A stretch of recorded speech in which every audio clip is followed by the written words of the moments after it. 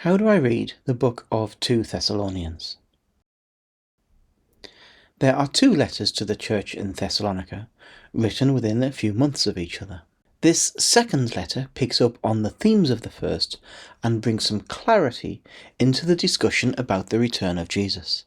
And the points Paul makes are very relevant to us today as the time draws ever near. Who wrote this letter? This letter is once again written by Paul, Silas, and Timothy. Who was it written to? This letter is written to the church in Thessalonica that was planted by Paul not too long before this letter was written. The events of the planting in Thessalonica were covered in the last video.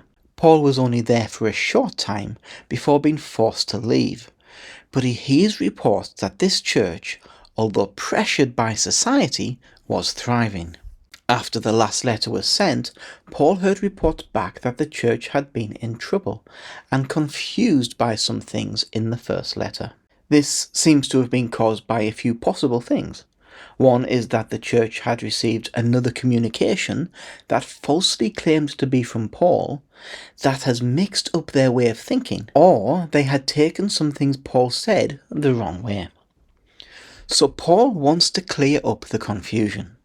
It's always a challenge as a preacher when your message has been misunderstood or taken in ways you did not expect. Worse, when another has distorted what you have said. And Paul uses this letter to put the church right on some areas they'd got wrong. When was this letter written?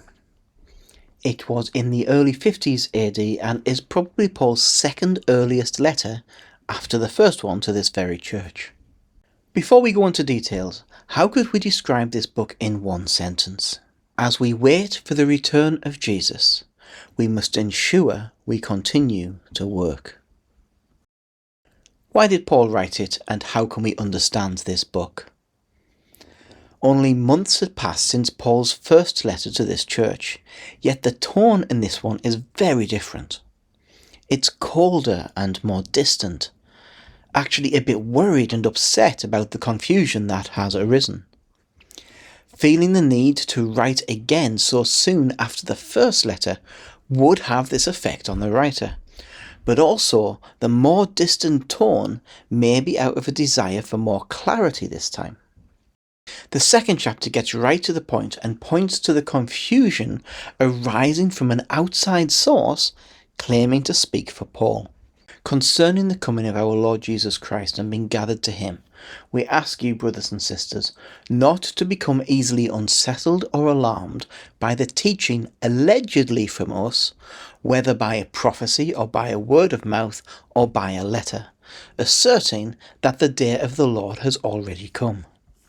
Someone had led them to believe that the day of the Lord had already come. Understandably, you'd be upset if you thought Jesus had come back and you'd been left.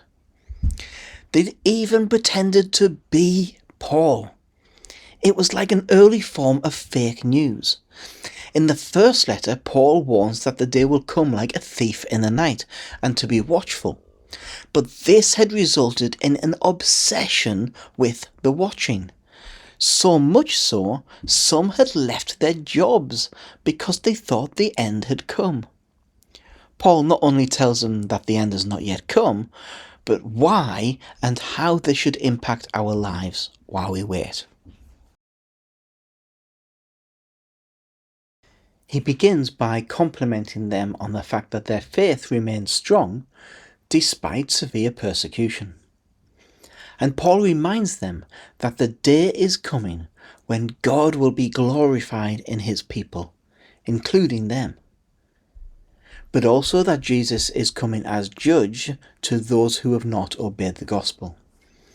He uses 6 words to describe what God will do with those who persecute Christians: destruction, exclusion, judgment, tribulation, vengeance, and everlasting. After the opening, Paul moves into the main argument. Just like the last letter, it focuses on holiness and hope, but this time he deals with them in the reverse order. Hope. Despite Paul's teaching on the return of Jesus, they were still confused. It went from too weak to too strong. Some thought it had already come, and some that it was imminent, so imminent there was nothing left to do other than wait for him. Some had given up their jobs. The enemy is very good at getting Christians off balance when it comes to thinking about the return of Jesus, either thinking about it too little or too much. This is a balance Christians today can still get wrong. So Paul starts by clearing up the timing issue. He says, "Don't you remember what I said when I was with you? That day will not occur until the man of lawlessness is revealed, the man who will oppose God and proclaim himself to be God." Paul gives very clear teaching here on the rise of the Antichrist. And Paul is saying he's not been revealed yet. He's not rebelled yet. So Jesus has not come yet. Paul is saying there are things that must happen first. This then brings him to his second point: holiness. The return of Jesus is in the future. Therefore, while we wait, we have things to do.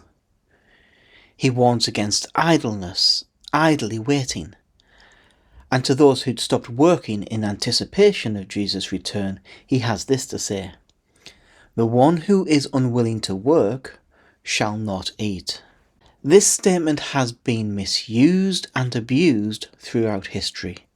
It has been used by so-called Christian politicians as a reason for cutting benefits to the poor. Paul is not talking about unemployment. He's not talking about those without work or those who cannot work, but those who will not work. And in context, it's targeted at those who had given up work because they decided, what's the point if Jesus is about to come back? Paul recognizes the danger of this attitude. He suggests those who are not busy become busybodies. Paul was a very good observer of human behaviour.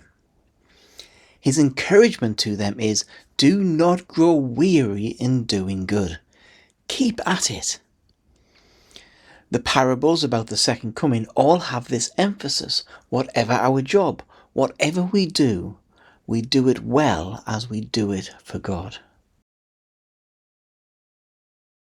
When it comes to the return of Jesus, as with all things in our Christian walk, the key is balance.